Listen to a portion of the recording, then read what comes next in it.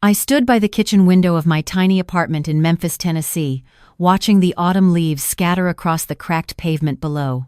The eviction notice on the counter felt like it was burning a hole through the wood. 3 days. We had 3 days to come up with $40,000, or my mother and I would be out on the street. Welcome to Twisted RQT Stories. I share new life stories here every day, and I'd really appreciate it if you hit subscribe and liked my video. Now, let's jump back into my story.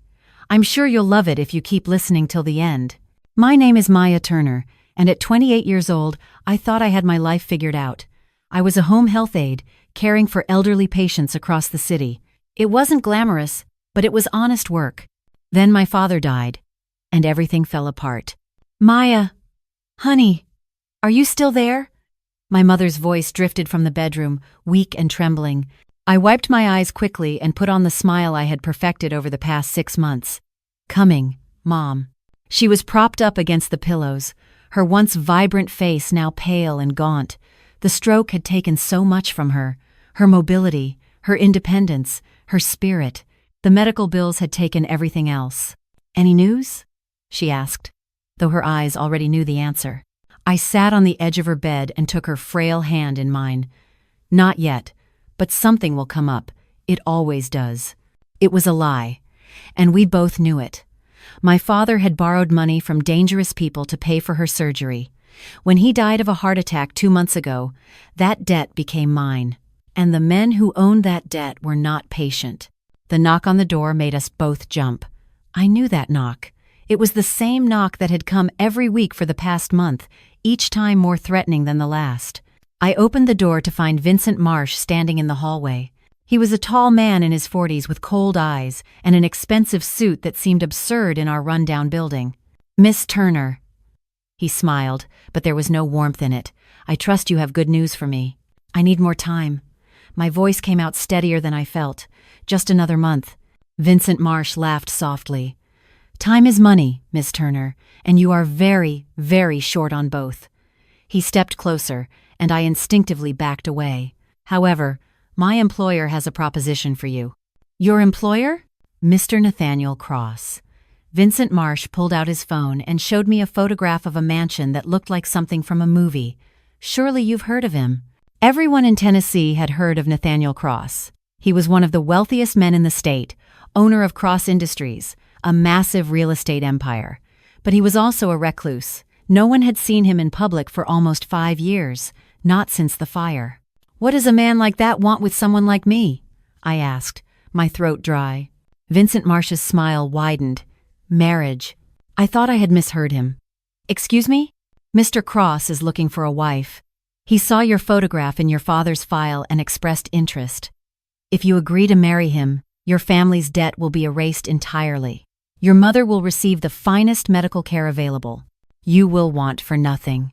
My head was spinning. This had to be some kind of sick joke. Why would a billionaire want to marry me? Mr. Cross has his reasons. Vincent Marsh handed me an envelope. This is an advance for your mother's care. A car will pick you up tomorrow at noon to take you to the estate. You can meet him and decide for yourself. And if I refuse? Then the original terms of your father's debt remain in effect. Vincent Marsh's voice turned cold. 3 days, Miss Turner.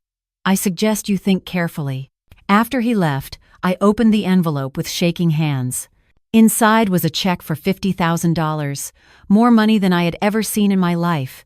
Enough to save my mother. Enough to save us both. But at what cost? That night, I couldn't sleep. I lay in bed staring at the ceiling, thinking about the stories I had heard about Nathaniel Cross. Before the fire, he had been known as a charming, handsome businessman. Then, 5 years ago, his home had burned down. His wife and young son had died in the flames. He had survived, but barely. The rumors said the fire had left him disfigured, that he wore a prosthetic mask to hide the scars. Some said he had gone mad with grief. Others said he had become a monster. And now this monster wanted to marry me. The next morning, I told my mother everything. She listened in silence, tears streaming down her cheeks. Maya. No. She shook her head weakly. I won't let you sacrifice yourself for me. We'll find another way. There is no other way, Mom. I took her hands in mine. And maybe it won't be as bad as we think. Maybe he's just a lonely man who needs companionship. Or maybe he's a killer who wants a victim no one will miss. My mother's voice cracked. Please, Maya, please don't do this. But I had already made my decision. I had to at least meet him. I had to know what I was dealing with. The car arrived exactly at noon. It was a black sedan with tinted windows, driven by a silent man who didn't say a word the entire journey. We drove for almost 2 hours, leaving the city behind and winding through the Tennessee hills until we reached a pair of massive iron gates. Beyond the gates, the estate stretched out like something from a Gothic novel. The mansion was enormous, 3 stories of dark stone and tall windows. Gardens surrounded it on all sides, though they seemed overgrown and neglected. The whole place had an air of faded grandeur, of beauty abandoned. A woman met me at the front door. She was in her 60s, with sharp eyes and silver hair pulled back in a severe bun. "I'm Margaret," she said crisply. "The housekeeper. Mr. Cross is waiting for you in the study. Follow me." The inside of the mansion was just as imposing as the outside. High ceilings, dark wood paneling, paintings in gilded frames. Our footsteps echoed on the marble floors. Everything was immaculate, yet somehow lifeless, like a museum rather than a home. Margaret stopped before a heavy oak door. She knocked once, then opened it and stepped aside. "Go in," she said. "He's expecting you." My heart was pounding as I walked through the door. The study was large and dimly lit, with bookshelves covering every wall. Heavy curtains blocked most of the sunlight. And there, seated in a high-backed chair near the fireplace, was a figure I could barely see. "Come closer, Maya." His voice was deep and rough, like gravel scraping against stone. "I want to see you." I walked slowly toward him, my eyes adjusting to the darkness. As I got closer, I could make out more details. He was tall, even sitting down. His hair was dark, streaked with gray. He wore a simple black suit. And covering the right side of his face was a smooth, flesh-colored mask that extended from his forehead to his jaw. "You're wondering about the mask." It wasn't a question. I swallowed hard. "The fire." "Yes." Nathaniel Cross leaned forward slightly, and I caught a glimpse of his visible eye. It was gray, and there was something haunting in its depths. "The fire took my family. It took my face. It took everything that mattered. What it left behind is not something anyone should have to look at." "Why me?" I asked, surprised by the steadiness of my own voice. "You could have anyone. Why a poor girl from Memphis with nothing to offer?" Nathaniel Cross was silent for a long moment. Then he spoke, and his voice was softer than before. "Because you know what it means to sacrifice everything for the people you love. I've read your file, Maya. You've spent years caring for strangers, for the sick and the dying. You gave up college, gave up your dreams, to take care of your mother. That kind of devotion is rare." He paused. "I don't need a trophy wife. I don't need arm candy for parties I'll never attend. I need someone who understands suffering. Someone who won't run away when they see what I truly am." "And what are you?" I whispered. "A ghost."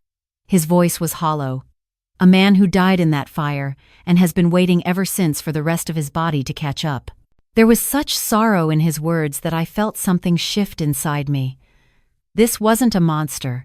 This was a broken man, drowning in grief and loneliness. "What exactly are you asking of me?" I said. "Company. Conversation. Someone to share meals with, to read to me in the evenings. Someone to be here, in this empty house, so I don't have to die alone." He stood up slowly, and I saw that he walked with a pronounced limp. The fire had damaged his right leg as well. "I won't force you into anything physical. Our rooms will be separate. You'll have complete freedom to come and go as you please, to visit your mother, to live your life. All I ask is that you spend time with me, that you let me pretend, for whatever time I have left, that I'm not completely alone." "How long do you have?" I asked softly. "The doctors say a year. Maybe 2. My lungs were damaged in the fire. They're failing slowly." He turned toward the window, his silhouette stark against the fading light. "I understand if you want to refuse. I'm offering you a cage after all. A gilded cage, but a cage nonetheless." I thought about my mother in that cramped apartment, about the eviction notice, about Vincent Marsh's cold smile. Then I thought about this man, this ghost, standing alone in his dark mansion, waiting to die. "I have conditions," I said. Nathaniel Cross turned back to face me. "I'm listening. My mother gets the best doctors immediately. She comes to live here when she's well enough. I want to continue working as a caregiver, at least part-time, and I want to know you. Really know you. No secrets." "No secrets." He repeated the words slowly, as if testing them. "That may be harder than you think. Then we'll take it one day at a time." For the first time, I saw his lips curve into what might have been a smile. "Very well, Maya Turner. We have a deal." The wedding was small and quiet. Just the two of us, Margaret and a Judge Nathaniel had known for years. I wore a simple cream dress from my closet.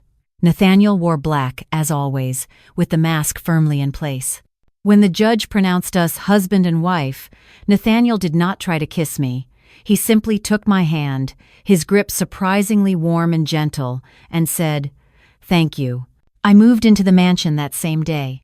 My room was on the 3rd floor, a beautiful suite with high ceilings and windows overlooking the gardens. It was bigger than my entire apartment in Memphis. That first week was strange and awkward. Nathaniel and I would eat breakfast and dinner together in the formal dining room, making stilted conversation about books and weather and nothing of importance. During the day, he stayed in his study or in his rooms on the ground floor. I explored the mansion, trying to make this foreign place feel like home. Margaret was a constant presence, efficient and unreadable. She had worked for the Cross family for 30 years, she told me. She had been there during the fire. She had seen everything. What was he like before? I asked her one morning as she helped me organize my things. Margaret paused, her hands still on the linens. Different. He smiled more, laughed more. He loved his wife and son more than anything in this world. She shook her head. When they died, part of him died with them. Does he ever talk about them? Never. Margaret's voice was firm, and I wouldn't advise asking. Some wounds never heal, Mrs. Cross. They just learn to bleed quieter. I took her advice to heart. I didn't ask about the fire, about his wife, about his son. Instead, I focused on the present. I read to him in the evenings, as he had requested. His eyesight was poor now, another consequence of the fire, and he loved literature. We worked through Dickens, Hemingway, Steinbeck, and slowly, carefully, he began to open up.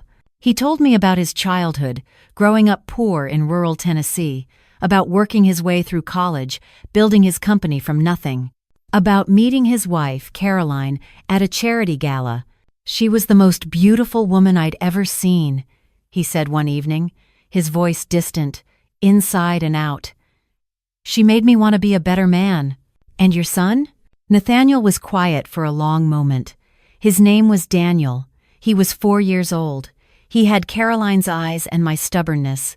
He wanted to be a firefighter when he grew up. He paused, and I saw his hand clench on the armrest. The irony isn't lost on me. I reached out and covered his hand with mine. It was the first time I had touched him since the wedding. He flinched slightly, then relaxed. "I'm sorry," I whispered. "I can't imagine the pain." "No." His voice was barely audible. "You can't." As the weeks passed, our routine became more comfortable. I started accompanying Nathaniel on short walks around the gardens, helping him navigate the uneven paths with his bad leg. We talked about everything and nothing. I discovered he had a dry, unexpected sense of humor. He discovered I was terrible at chess but refused to stop trying. My mother's surgery was successful. She came to stay at the mansion during her recovery, and Nathaniel treated her with a kindness that surprised me. He had a special room prepared for her on the ground floor, complete with everything she needed for her rehabilitation. "You didn't have to do all this," I told him one night after my mother had gone to sleep. "Yes, I did." He looked at me with his one visible eye, and there was something in his gaze I couldn't quite identify. "Your mother is your family, and you are my wife. That makes her my family too." Something shifted in my chest then. A warmth I hadn't expected, hadn't asked for, but not everyone was happy about our arrangement. Vincent Marsh returned to the estate a month after the wedding. I found him in the front hall, speaking with Margaret in low tones. "Mrs. Cross," he said, his smile as cold as ever. "How lovely to see you settling in." What are you doing here? I didn't bother hiding my dislike. Business with Mr. Cross. He tilted his head. You know, your husband has many associates who were quite surprised by his sudden marriage. Some of them have questions. What kind of questions? Questions about inheritance, about influence, about what a poor girl from Memphis might be whispering in a dying man's ear. Vincent Marsh stepped closer. I'd be careful if I were you, Mrs. Cross. Not everyone in this house has your best interests at heart. Before I could respond, a voice cut through the hall. That's enough, Vincent. Nathaniel stood at the top of the stairs, leaning heavily on the banister. His face was pale, but his voice was steel. You've delivered your message. Now leave. Vincent Marsh smiled thinly. Of course, sir. I was just leaving. He nodded to me, then walked out the front door. Nathaniel made his way slowly down the stairs. I rushed to help him, but he waved me off. What was that about? I asked. My nephew, Nathaniel said grimly. Caroline's sister's son. His name is Preston Wells. He's been waiting for me to die ever since the fire. My current will leaves everything to him. I felt a chill run down my spine. And he doesn't like that you've married. No. Nathaniel met my eyes. He doesn't. And neither does Vincent, who has been taking bribes from Preston for years. I stared at him. Then why do you keep Vincent around? Because I needed proof. Nathaniel's expression was grim, and now I have it. But I wanted to warn you, Maya. Preston is dangerous. He won't give up easily. The warning proved prophetic. 3 weeks later, I woke in the middle of the night to the smell of smoke. I leaped out of bed and ran into the hallway.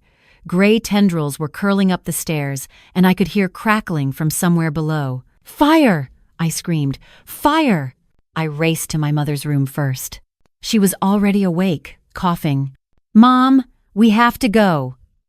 I helped her into her wheelchair and pushed her toward the service entrance at the back of the house. What about Nathaniel? She gasped. I'll get him. Just go.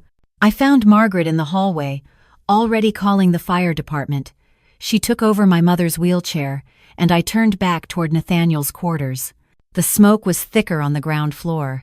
I pulled my nightgown over my nose and mouth, my eyes streaming. Nathaniel's door was locked. Nathaniel! I pounded on the wood. Nathaniel, open the door. No response. I threw my shoulder against the door once, twice, 3 times. On the 4th try, it burst open. Nathaniel was on the floor beside his bed, unconscious. A figure in dark clothing was standing over him, holding a pillow. Preston Wells turned to face me, and his handsome features were twisted with rage. You! He snarled. You've ruined everything. He lunged at me, but I was faster. I grabbed the heavy candlestick from the nightstand and swung with all my strength. It connected with his temple, and he crumpled to the floor. I dropped to my knees beside Nathaniel. His breathing was shallow, his skin clammy. But he was alive. Wake up! I begged, shaking him. Please, wake up! We have to get out! His eyes fluttered open. Maya? Can you walk? The fire's spreading. He struggled to sit up, and I pulled his arm over my shoulders. Together, we staggered out of the room, through the smoke-filled hallways, and out the back entrance just as the first fire trucks arrived. We watched from the lawn as firefighters battled the blaze. Margaret had gotten my mother to safety. Preston Wells was led away in handcuffs, still dazed from the blow to his head. Nathaniel sat on the grass beside me, breathing through an oxygen mask the paramedics had given him. His mask had fallen off during our escape, and for the first time, I saw his face completely. The right side was a landscape of scars, ridged and mottled, pulling at his eye and the corner of his mouth. But his left side was unchanged, and looking at it, I could see the man he had been before the fire. Strong features, kind eyes. Don't look, he whispered, trying to turn away. I reached out and gently turned his face back toward me. I see you, I said softly. All of you. And I'm not going anywhere. Tears spilled from his eyes, cutting tracks through the soot on his cheeks. No one has looked at me in 5 years. Not really. I am. I held his gaze. And I want you to know something, Nathaniel. Whatever happens, whatever time we have left, I want to spend it with you. Not because of any deal, not because of money. Because somewhere along the way, You stopped being my obligation and started being my home." His scarred lips curved into a smile. The most genuine smile I had ever seen from him. "You are remarkable, Maya Cross." And then, there on the lawn of his burning mansion, surrounded by firefighters and flashing lights, Nathaniel Cross kissed me. It was gentle and tentative, like a question, and I answered it with everything I had. The fire had been set deliberately. The investigation revealed that Preston Wells had been planning it for months, waiting for the right moment to make it look like an accident. He wanted Nathaniel dead before the will could be changed, before I could inherit anything. But Nathaniel had been more prepared than anyone knew. He had already changed his will weeks ago, transferring everything to me in a trust that Preston couldn't touch. The trial was swift. Preston Wells and Vincent Marsh both received lengthy prison sentences. The mansion was damaged but not destroyed. We rebuilt it together, Nathaniel and I, room by room, memory by memory. And something else changed, too. Nathaniel's doctors had given him a year to live, but as the months passed, his health stabilized, then improved. It turned out that Vincent Marsh had been secretly adding something to his medication, something that was making his condition worse. Without it, his lungs began to heal. A year after the fire, Nathaniel walked without a cane for the first time. 2 years later, we renewed our vows in the garden, surrounded by the flowers we had planted together. My mother recovered fully. She moved into a beautiful cottage on the estate grounds, close enough to visit every day, far enough to give us our privacy. She watched her daughter fall in love with a man she had once feared, and she smiled. "Tell me something," Nathaniel said one evening as we sat by the lake on our property. The same lake where he had proposed to Caroline, he told me once. Now it was where we came to watch the sunset together. "Anything. When you first agreed to marry me, did you ever imagine we'd end up here?" I laughed softly. "I imagined a year of quiet companionship with a dying stranger. Instead, I got a lifetime with the man I love." He pulled me closer, pressing a kiss to my hair. "I wore a mask for 5 years," he said quietly. "I thought it was to hide my scars, but really, it was to hide my heart. I was so afraid of being hurt again that I shut everyone out." He looked at me, and his eyes were full of tears. "You took off that mask, Maya, not the one on my face, the one around my soul." I kissed him softly. "That's what love does. It sees past the scars to the person underneath." We sat there until the stars came out, 2 people who had found each other in the darkness and learned, together, how to step back into the light. I'm really glad you're here and that I could share my story with you. If you liked it, show me by liking the video and subscribing to my channel. Let's see how many of us there are. Write in the comments which city you're watching from and what time it is. I'm so curious to know where all you wonderful people are tuning in from. If you want to support me a little extra, you can also send a small donation. I share new life stories for you every single day. And now, 2 of my most popular stories will pop up on the screen so you can choose what to watch.